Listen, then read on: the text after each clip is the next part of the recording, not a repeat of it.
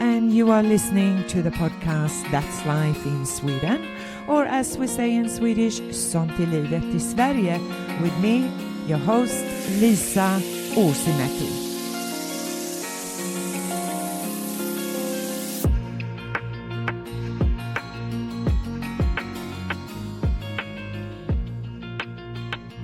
Today I want to welcome distinguished Skyttean professor of Eloquence and political science, Bennich-Björkman. How are you? I'm fine. I'm a little worried about what Trump just said this last days, but otherwise I'm fine. Yeah. Oh, okay. Well, we'll get back to Trump later, but it's wonderful to have you back. And I'm, of course, thinking about the last time we met, which was actually in May 23. And that's when you shared not only your amazing background and challenges being the first female professor in political science at Uppsala University here in Sweden, but also about being the first female holding the prestigious Skytte chair, which is the oldest professorship in political science in the world, going back to 1622. You also shared in that program your work relating to your research and passion about the Baltic states. You also talked about Putin and his cronies in Russia, and of course the invasion to Ukraine. And of course Trump has got something to do with both Russia and Putin, I would imagine, and would be worrying. But I know, so we are going to be talking a little, and you can absolutely tell me what happened. What did Trump say that has got you worried? But another conversation that you touched on last time was about academic freedom and freedom of speech in higher education. And so that is today's topic. But I want to start off our conversation, and I want to ask you, what is the purpose of universities today? And particularly, I'm thinking about the core values of universities, and do they differ across countries? Yes, it's a very important question, I believe. And as I see it, and many with me, universities are still to be places of open inquiry. That means, both free research, free academic research, and also free teaching. So you can teach and you can learn in a way that is not, censored or just certain topics are allowed or things like that. So I think that's the most important thing to underline, that universities are open places for thinking, learning and generating new knowledge. And coming with that is of course that there need to be values to underpin that kind of achievement or that kind of organization. For example, academic freedom for both researchers, teachers, and students. In 2005, you wrote a report on Will Academic Freedom Survive? That here in Sweden, you were awarded the Swedish Association of University Teachers Prize for the promotion of academic freedom. Can you talk about what it was then that triggered the writing of the report, and how has it changed? Yes, it was actually triggered in a very mundane way, because I was asked by one of the Swedish agencies at that time. I think it was called Högskoleverket, the Agency for Higher Education, if I could write such a report that focused on academic freedom as it was perceived at that time. And since I had written fairly a lot already then about university organization and creativity and stuff like that, I was very interested in the question. I had written a book in late 90s about research organization and creativity, so I had interviewed for that book a lot of academics and doctoral students. So I thought that I make it into an interview study, this surviving of the academic freedom, with different kinds of, people with different positions and also at different universities and of different age. And the results were quite clear. I mean, many who have been in academia for a longer time thought that it was much harder to conduct like long-term research, where you have sort of basic research that goes on for many years. Mm-hmm. Yeah. Because of the funding system, not least. So the funding system then was different?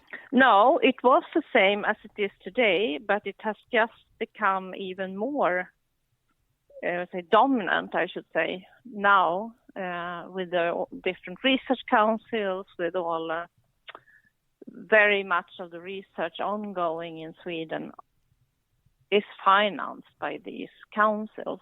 Okay. So there are few positions, where you can actually conduct sort of more basic long-term research that is not, maybe not so competitive in the short run, but that really brings results in the longer run, hopefully. Mm. Following on from 2005, some 10 years later, you also wrote an article titled Academic Freedom, an ultra-modern principle with old roots. You state that academic freedom is a value, it's a practical instrument and a legal principle that must be understood in relation to creativity. Can you explain what you mean? Yes, if I start with creativity, that I think is the most important thing to promote in a university, research-wise. It's been shown in many empirical studies that creativity is sort of promoted or encouraged, enforced by an inner motivation, by something that, an inner motivation not coming from external incentives. And academic freedom, which is a principle that states that you should, as a researcher, be able to choose your own problem, is a way to encourage or guarantee that you can actually practice this kind of inner motivation in your work. Mm. So I think that's the way you should see academic freedom. It's not like, which many does, in a more populistic way, see it as a luxury for researchers to do whatever they want, or, just go around and, I don't know. No, I think that's a really important insight that as far as we know now, this is the best way to promote creativity. And I think it's been shown for approximately 200 years now in the research university construction that actually works. Mm. And then you can make it into practice, of course, that you guarantee that in the law or the constitution or things like that. But I think the important insight is the connection between inner motivation and the energy that gives, and the kind of new thinking it can promote, and academic freedom as an organizational principle. What are some examples that academic freedom is under attack today?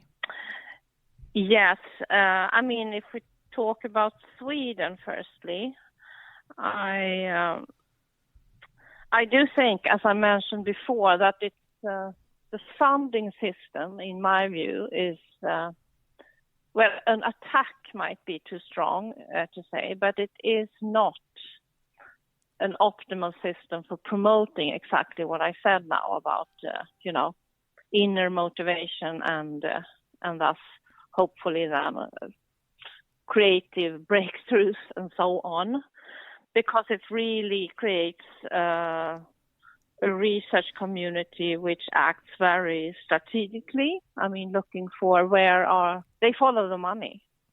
They follow the money. And where is the money now? Is it in that field, in that field, in that field? And who are controlling the money is also very important for many. Who sits in these councils and what are their agendas? Which means that, in a sense, this is not what we should strive for.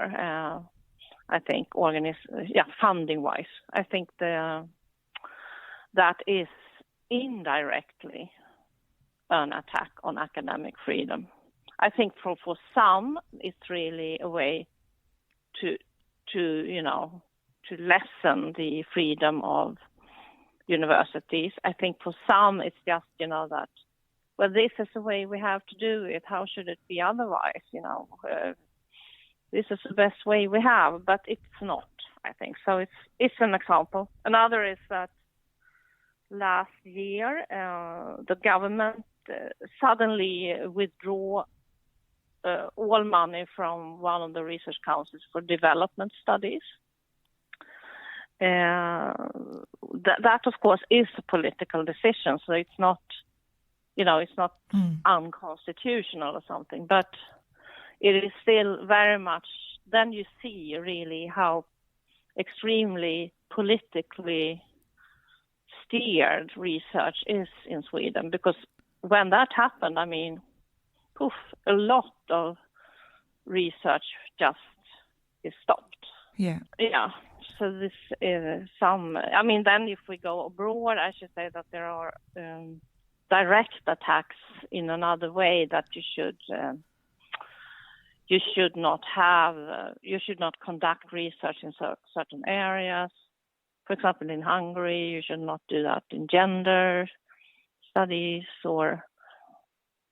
so there are things going on, and there I think is a general tendency that we should not trust the researchers. We should be governing them even more. Yes. And I think that's completely crazy and dangerous for. So research, I get it, in countries like Hungary, even in the US, I mean, in the universities, it's becoming more and more politicized. It's becoming more controlled. I'm really curious because yet universities are continuously seeking PhD students. Yes. And I'm a bit confused so they only want PhD students who are going to research in certain fields. Is this the case here in Sweden as well? No, I wouldn't say that. I think if we put it like this, I think it's always been a sort of struggle between, I mean, in a financial situation like the Swedish one, where there is the state who basically pay for research and research education and so on. It's always like a sort of struggle or negotiation between the state and the universities about how should we organize, how should we organize this now. There are, what happens if I take my own department, which is a fairly big political science department, is that we have so-called faculty positions for doctoral students. They are financed by the social science faculty here at the university. Those candidates can choose their own topic freely. So that's really academic freedom. But then we also have doctoral candidates who are part of research, already already existing research projects. Yeah. That we share financially. So the project pays one half, we pay one half. And that's, of course, then it becomes more of a sort of arranged marriage or a negotiation around, how close or how far off from the project's core can you actually be as a doctoral candidate in your choice of topic. And that, I think, is depending also on the project leaders and on how the department itself works and so on. So it's a mix. Yeah. It's a mix. And we try to defend, I think most universities, at least the older ones, I should say, try to defend, as much as possible the rights to do this more freely. But it's also a very strong economic incentive to accept doctoral students, if that's, in your question. Because when they are finished, we get a lot back in terms of money. So if we just stop to educate doctoral candidates, it's also a very strong economic loss. And that's the way the state has constructed this system. Okay, so it's more. Yeah. So it's a bit like a financial incentive for universities to attract PhD students. Absolutely, yes. It's it's a bit complicated to go into all the details, but it's here. But it's really the way these kind of economic how you divide money within the university is that's a very strong indicator of what you as a department are going for, if you put it like that. And doctoral students are very profitable, you could say. Okay. They also, of course, are, it takes a lot of supervising and all this, so it's not costless if we talk about this now in economic terms, which is a bit sad. But anyway, I think one need to know a little about how it works in that sense too. Because it is different, to do a PhD in Sweden, to do a PhD, for example, where I did it in Australia, it's a different system. Yes. I got to do my PhD because I got a scholarship. Yeah. And if you're an international student, it will cost you quite a lot of money. And it wasn't part of you didn't get employed by the university like here. Some of the PhD, the traditional one that I understand, the traditional PhD, they actually get a position. So they do maybe 10% teaching or 15%, and then they, however they kind of divide up their year or the hours they have. So yes, that's true. That's true, and that this kind of system has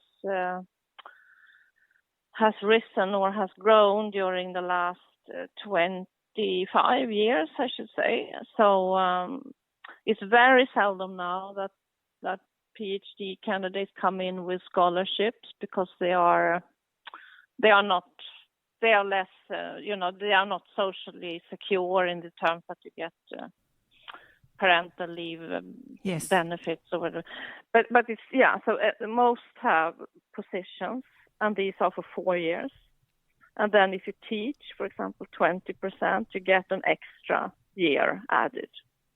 Right. But that also means that you as a PhD candidate, you have all the rights of an ordinary employee, if I put it like that. So it's very, very hard also if you find after maybe 1 year, 2 years that, this person is not very suitable for this kind of work. It could be, because of psychological reasons or whatever, and that it doesn't proceed or something. It's very, very hard to stop it then, which could be not very beneficial for the person in question, because you go for many years and then maybe nothing comes out of it. What do you mean nothing comes out of it? Is it the study that doesn't get completed, or Yeah. Okay, so that's what you. But isn't that also got to do with the supervisors? Well, I think no, not really. I mean, no. Let's say it like this. Yes, it could be. Of course, it varies a lot. Supervisors are humans. They vary a lot between, how they work and how good they are and so on. But generally, I should say that the few cases when I think that, we should have a possibility to maybe say to this PhD candidate, this is probably not right for you after all, because many people come in to the PhD program, they are very happy to come in. It's a very stiff competition. Yep. They think of it a little, some of them at least, as being research assistant.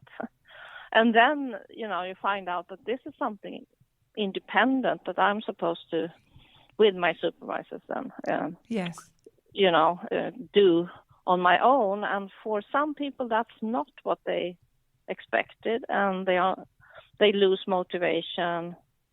Maybe find, they lose motivation, and that's very hard for a supervisor to try to fix, because motivation has to be there, inside yourself. I think that's, most other things are not so severe, but that is.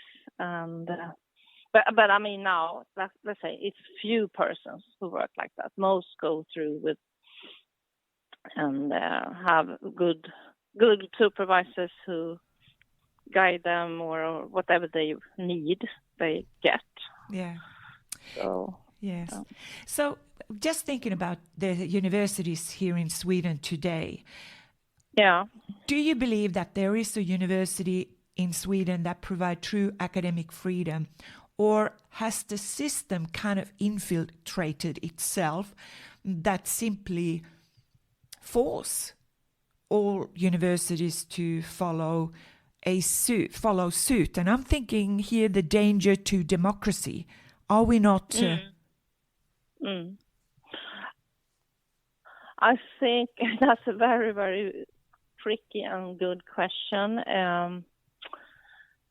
I think there are universities in Sweden that defend academic freedom and also then and believe in it more than others. And here I do think that the smaller university colleges or smaller universities have more. They are more like adapted to the present system, and that's of course because they are created in that system. They are created, during the last 50 years or something like that. While some of the older ones, like the one I'm in, there are other layers there of values that still persist. And where you try then, in a situation that we have today, you try to muddle through. You try to do whatever you can to use the spaces of freedom to make it even bigger. But I do think that a lot of the research that I see is in the same direction. There are certain areas that are very populated by researchers, and I do think that is a consequence of how the funding system is created today. Yeah, it's like we're following trends rather than being exactly, and rather than being creative and really sit and think through, this is what I'm interested in doing. So and the universities, like you said, if they have these projects in place that is making and bringing the money, I guess there is very little choice if you choose a university and they only offer research projects for you to be involved in. Yes, that's true. I mean, let's say that. If you have, I mean, there are very few also, few research positions in the Swedish universities. I mean, in US there is this like tenure track positions, and we have tried to do something similar here with what was it called? Associate lecturer, I think we call it in English. Yeah. But it's still really not the same because it's, for various reasons, it's not really the same. And you are always expected anyway to try to get funded from external sources. So it's very hard. It's also a social norm, really, that even if you have a position, if you're lucky enough where there is research included, you should still feel that you are burdening the department if you use those, because it's a burden economically. So the best way is to attract this money from outside. Yes. And to do that, you really have to be, I think, sensitive about what is in focus now. And now, as I see it, Sweden is very much in focus of the research councils and also some of the foundations. I mean, if I go back like 10 years ago, it was still a lot of funding for, let's say development studies, but also comparative politics, people doing work, different countries, and not because that should benefit Sweden particularly, but because it's interesting. But now it has to be a real Swedish connection, always, almost. And I feel that also has to do with the political climate in Sweden today. That it's, that's nothing strange. This should benefit Sweden. Why should we otherwise pay for it? Exactly. Yeah.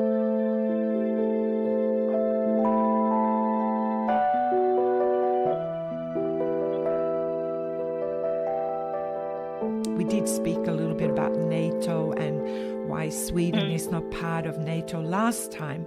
And I'm sure you're aware the current situation here in Sweden was, and there was a call by the Swedish commander-in-chief, his name is Bennich-Björkman, and he came out on TV, I think it was in the news, was it 6 o'clock? I can't even remember, was it 7 o'clock or 7:30?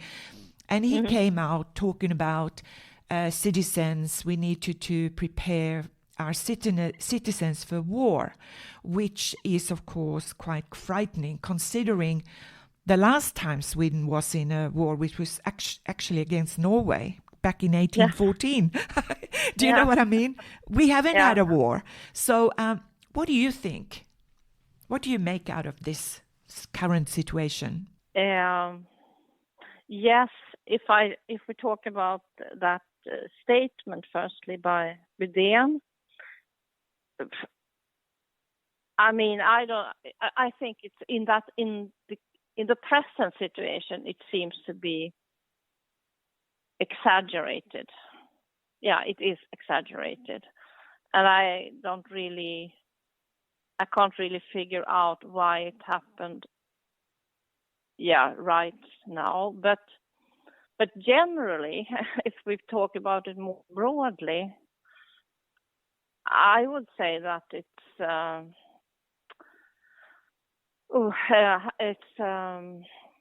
really different security situation in Europe, not least,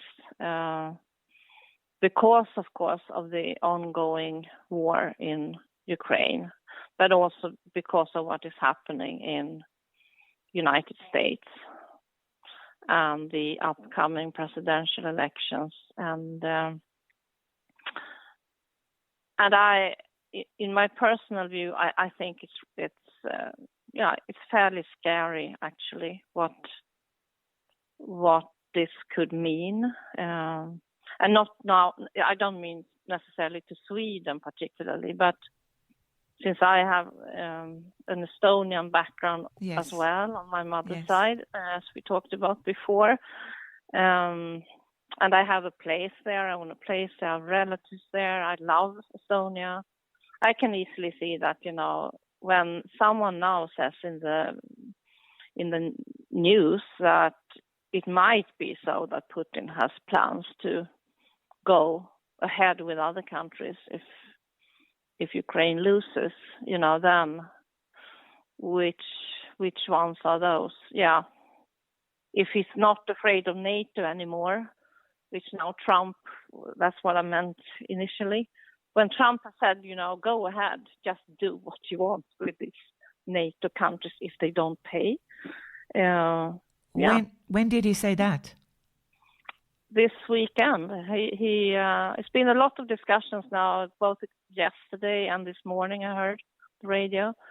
He had some. I don't know where this speech took place, but he said basically that I will encourage them to do what they want, and also that U.S. has no intention of being an active member, maybe even withdrawing from the NATO. And, just saying this, it's not if it's happened or not, but saying it is like, that's also an action.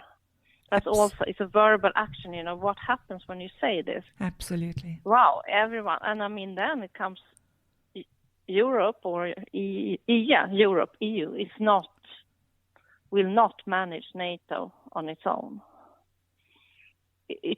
US is completely central here to support, and that's all.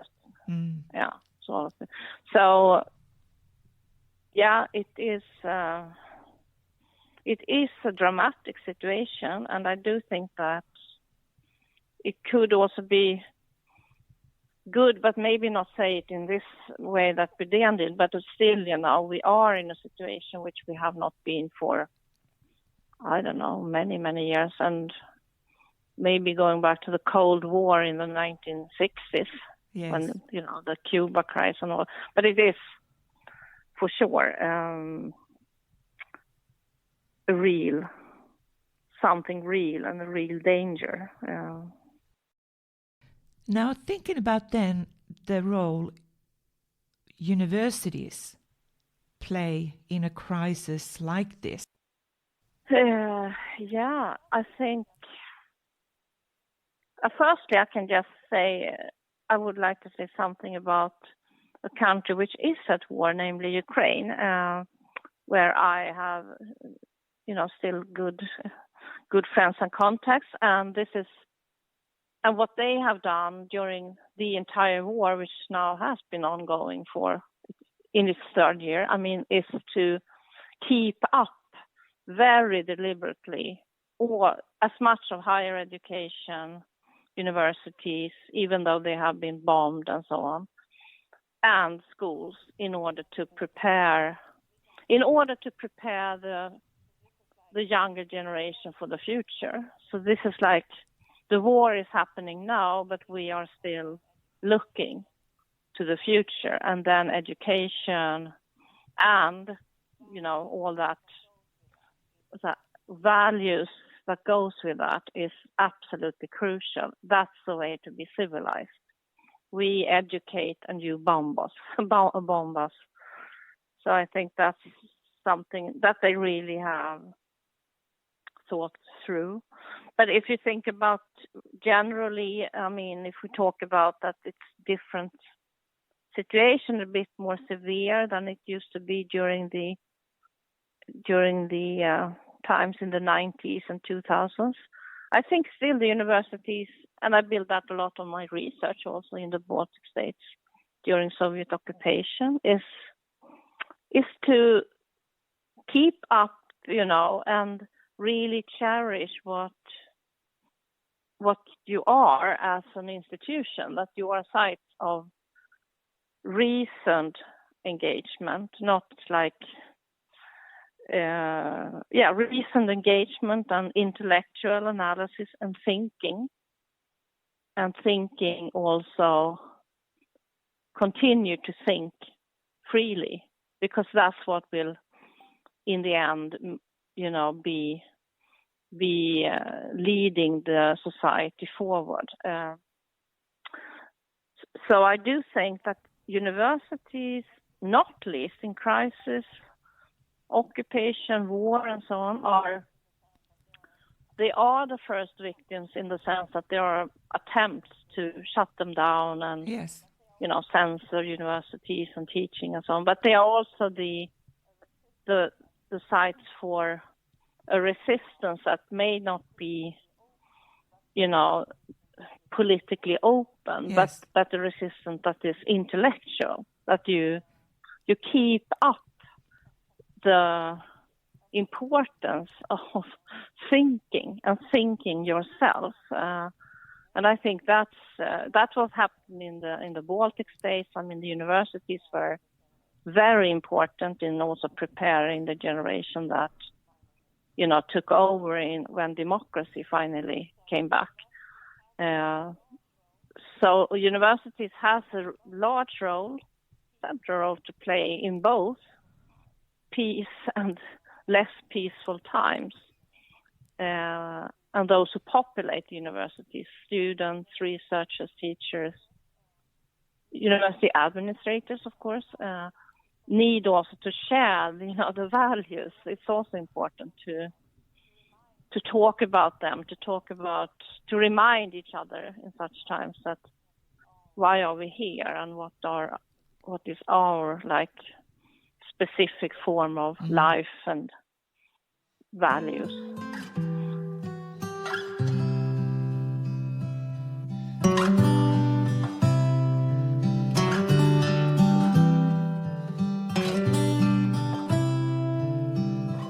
How should you put it? I mean, this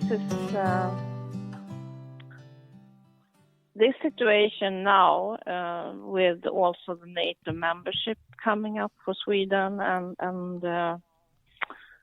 the situation, of course, in our neighborhood with Ukraine and so on is so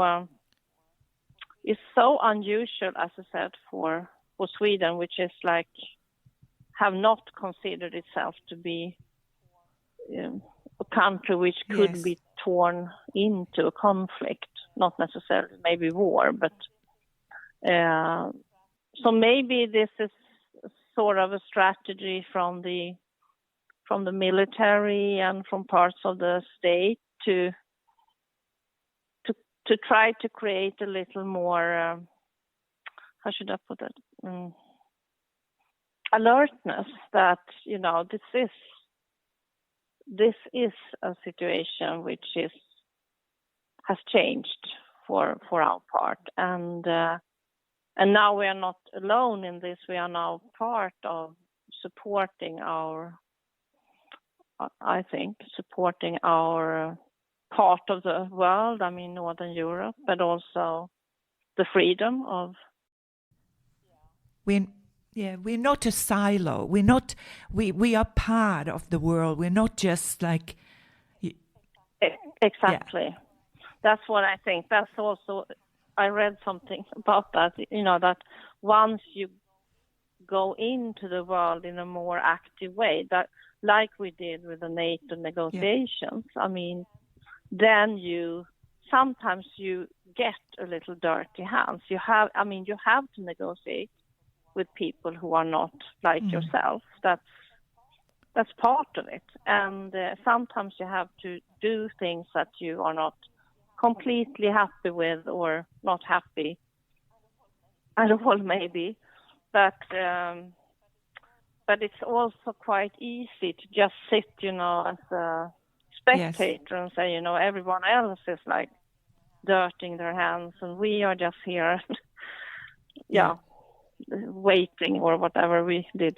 So I think it's also part of that change in attitudes or how you view the Swedish position that becomes a little more realistic, maybe, because the world is full of, dictators and crazy persons who run states, including maybe next year Donald Trump again. I mean, how will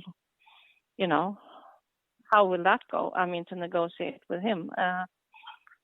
But in some way, that's why I admire diplomats very much. I think they are the most important persons almost. We never see their work, or we see it when it fails. Yes.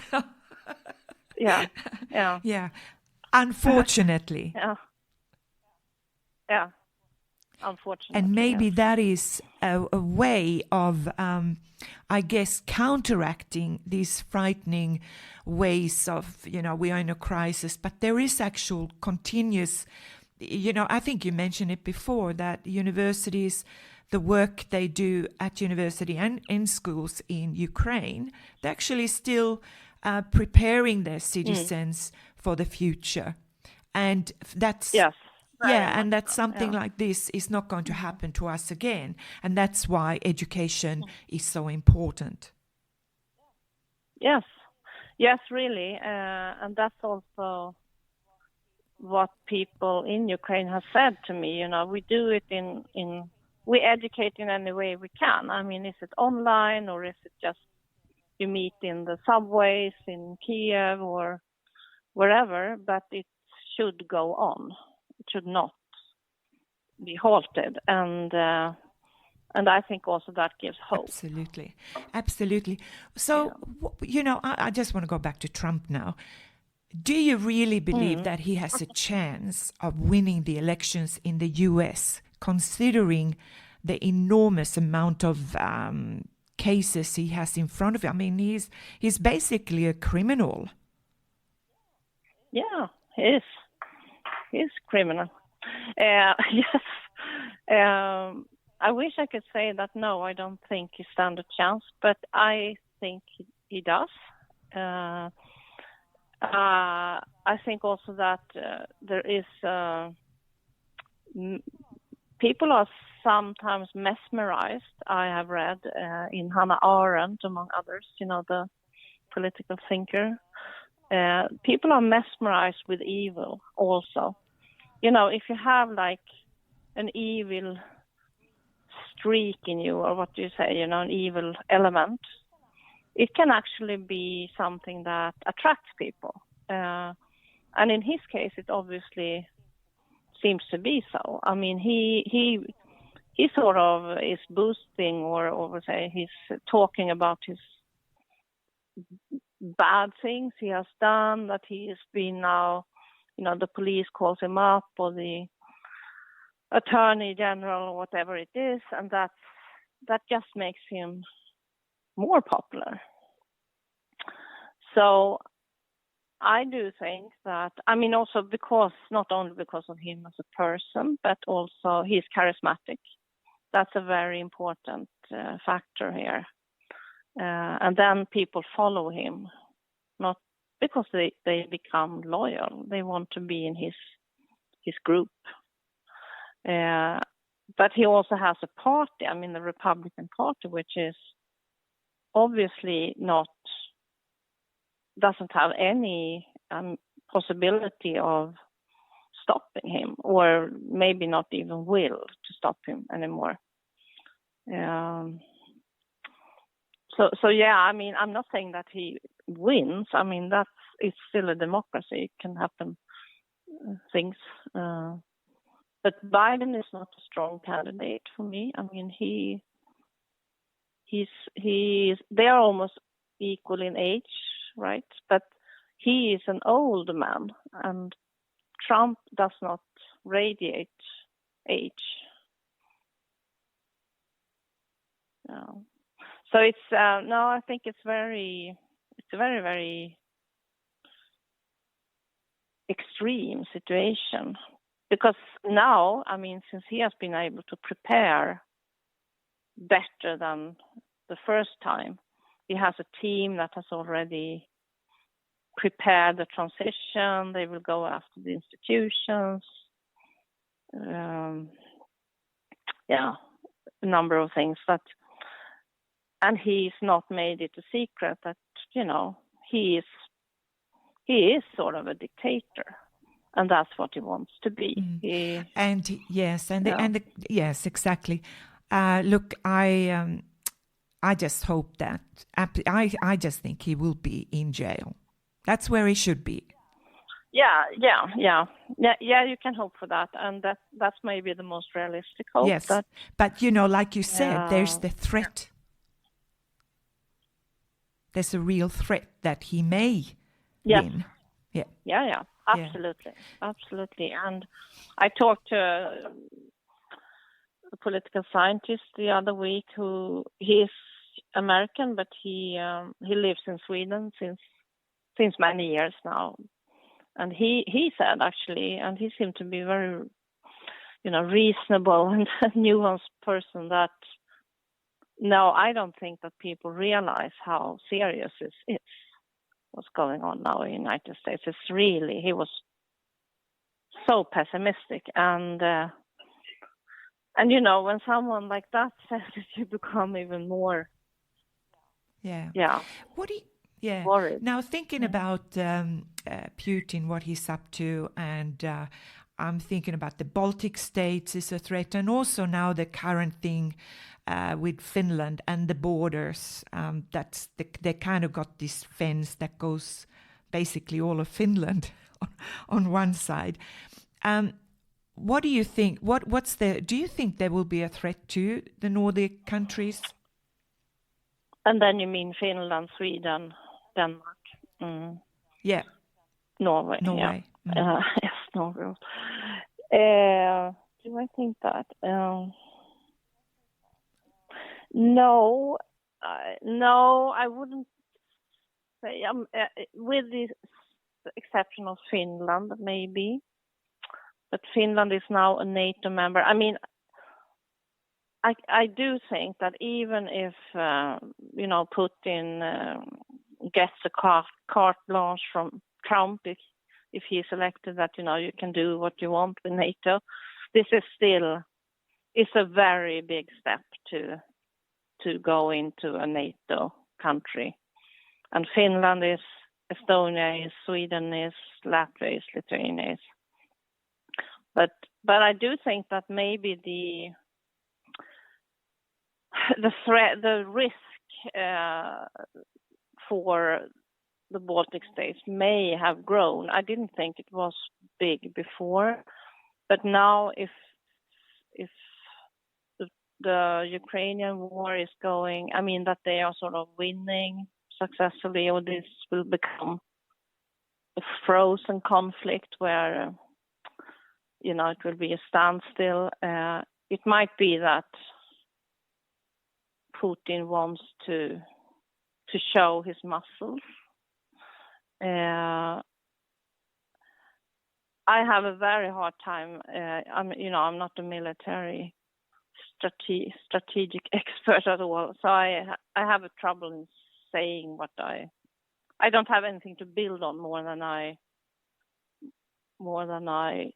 hope extremely intensely that this never will happen, and that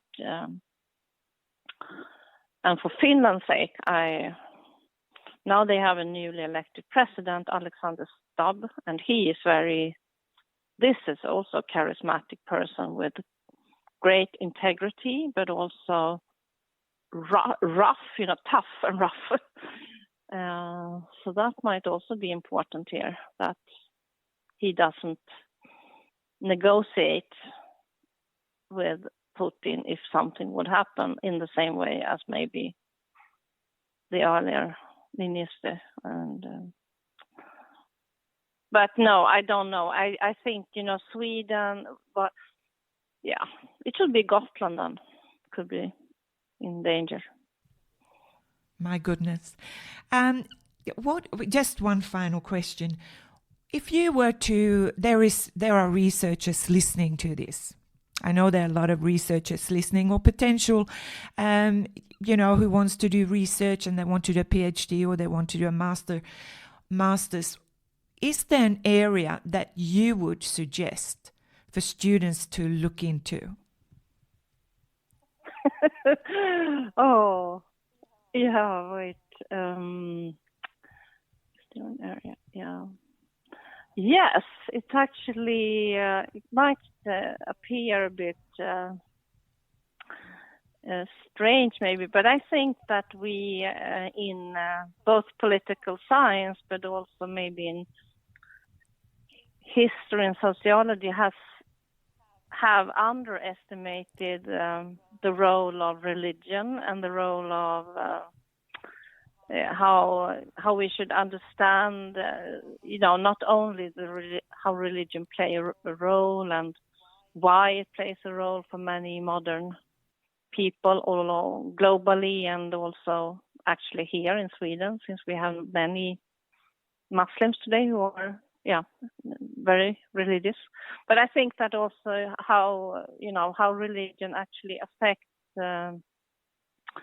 different kind of societal behavior, and depending on if you're Catholic or Protestant, like Weber once said, that the Protestant ethic promoted capitalism, and this was in the beginning of the 20th century. But I think this is a very important topic in today's world, and a lot of conflicts is about actually religion, including that between the West and not East, but the Middle East or the Arab countries, or the post 9/11 conflicts and war. Actually, it was very important that the United States is such a Christian society, because it was phrased in that way. This is a religious war. And I think, I think that is broadly a field that shouldn't be forgotten, and not least in Sweden, since we have been so extremely secular. People seem to forget, that this is really what makes people tick in many parts of the world. And so, that's a suggestion. Okay, well, that sounds fabulous. And finally, it's just wonderful to hear you speak with you. So finally, what are you doing? What's next for you? What exciting things are you researching? Yeah, I have a plan to research about partly what I said now. I started to read a lot about, history of religion and so on. But I've also always had a strong fascination for patterns of state formation and private life. I mean, like marriage, arranged marriages and love marriages, and how love marriages has become such a big, a dominant pattern in a little part of the world, namely the Western European and maybe United States. But also how that goes together with meritocracy in the state. I see that as two things, of individualism, that you marry on an individualistic basis. Your family is not involved, or they could be, but that's not like what you say openly, at least. And then if you get a job, it's your job. You don't get a job and then provide jobs for your relatives. And we consider that to be, the highest moral of all. But in other parts of the world still, the highest moral of all is to negotiate with your parents about who is this person who's going to share our life, for not only my life but our life as a family. And how my moral obligation, if I get a job, is actually to see that some of my relatives also are benefited. And I think these are moral, orders that governs many societies, and I would like to learn more about that and to write about it in some way. And are you learning Russian? If I'm learning Russian? Yes, I thought we said last. No, No, but I've actually I have been, as you remember that. Yeah, I've been head of department now until July. I'm still. So now I don't have so much time, but I've actually thought that, I should take it up just because, I think it's good to learn it. Okay. So I hope to be able to do it next year or in Okay. autumn. Look, thank you again so much for sharing with me your time. Yeah, thank you. It was really interesting. Yeah. Very nice to talk to you, and thank you for having me on the pod. You are absolutely welcome. It's always wonderful to have you on the pod. So let's see what happens in the future, and I hope I can invite you back again. So take care of yourself. Yes, you too. You too. And you have been listening to the podcast Sånt, livet i Sverige, or in English, That's Life here in Sweden, with me, Lisa Åsimäki. Till next time, take care of yourself and each other. Bye for now.